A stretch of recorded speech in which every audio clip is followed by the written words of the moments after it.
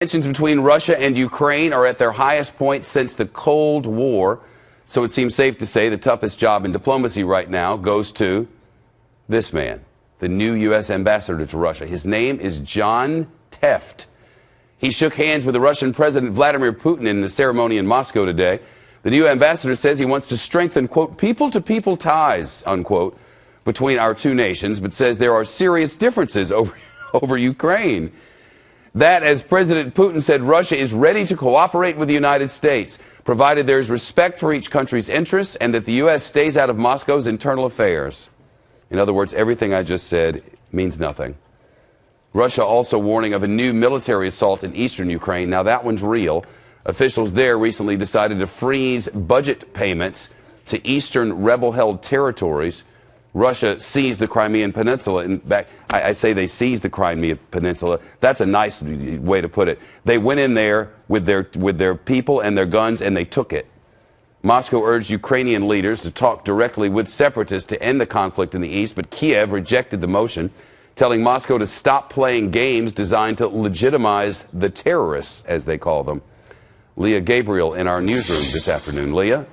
Well, Shep, Ambassador Teft has a lot of experience in the region, but he certainly has his work cut out for him. We've seen President Putin go well beyond using words to project Russian power. And today, we got to look at how NATO forces are reacting. They're holding drills to practice scrambling their jets.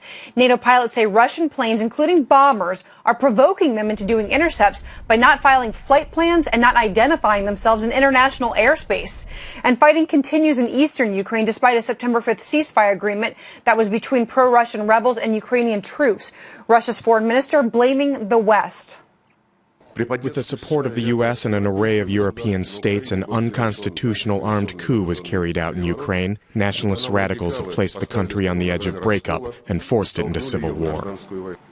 He also says Kiev should have direct talks with the Russian separatists, but Ukraine's prime minister calls them Russian terrorists and rejects that idea. Meantime, we're seeing new video of the deteriorating situation on the ground in Donetsk.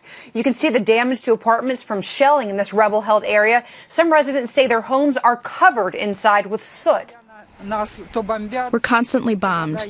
We sometimes have water, sometimes not. It's hard living.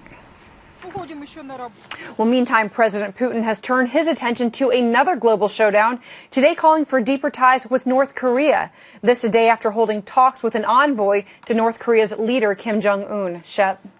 Leah Gabriel, thank you.